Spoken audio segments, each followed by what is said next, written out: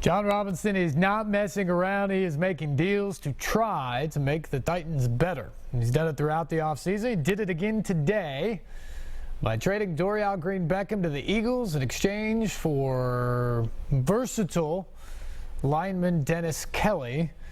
After practice today, which was business as usual, Robinson spoke with the media.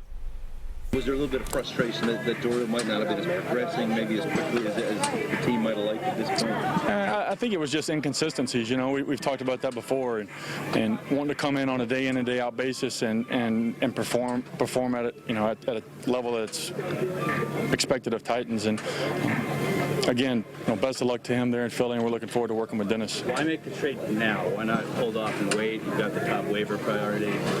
Well, it made sense for both teams. I mean, Dennis has got to come in here and learn our offense, and Dorial's got to go up there and learn their offense. So, to be fair to both players, give those guys time to get into a system and learn what they're going to do instead of throwing them, you know, kind of into the fire, you know, week one. I guess when you trade a guy who was a second rounder a couple of years ago for a guy who's a reserve lineman now, I mean, it seems to suggest that there's some level of disappointment with DGB that, you know, that maybe he was not going to get it eventually. Yeah, I wouldn't say. I think, you know, it was really just value-based. Dennis was a guy that we thought would help our football team. It would make us a more competitive position group up there. You know, he's played 3 positions. He started started 15 games in the NFL at tackle, guard, and right tackle, left tackle, guard, and right tackle. So we're looking forward to working with him. Is he a backup left tackle to start, maybe? We'll put him in. You know, we'll work him all along the front. The receivers that remain on the roster, is this kind of a challenge for them, and how should they react, I guess? Hey, it wasn't a statement. It was just doing what we thought was best for the team. You know, the NFL's a business, and again, we've said it since January. We're trying to put the most competitive 90-man team on the football field, and you know, we think we did that today. How did Dorial take the news when you guys told him that he'd been dealt? You know, I explained the situation to him. He only knows Nashville because he was drafted here, and just told him that, you know, wished him the best of luck. He was thankful for the opportunity here, and that was it. Now, is Kelly a guy maybe that might be better under the rim than maybe he was for Philadelphia?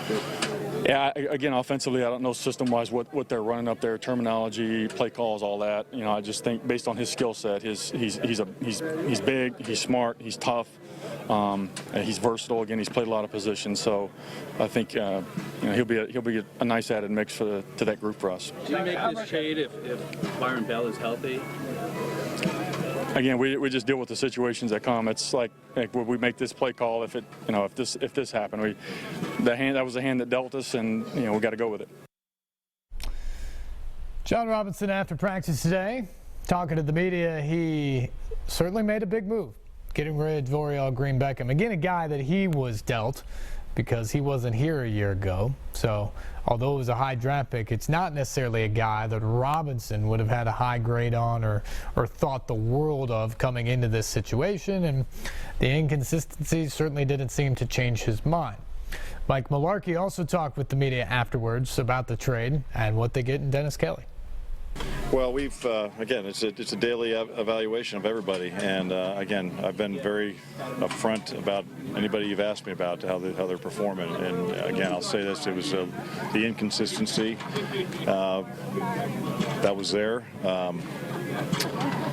You know, and we had many conversations about having back-to-back days, and you know, it wasn't like he wasn't trying, but. It never clicked in. Is there a thought that it would not click in, or if it did, if it was not going to be in time for you guys? Well, we thought the situation we're in right now, we feel like our wide receiver group is, especially the guys that we've brought in here, we've got some depth there.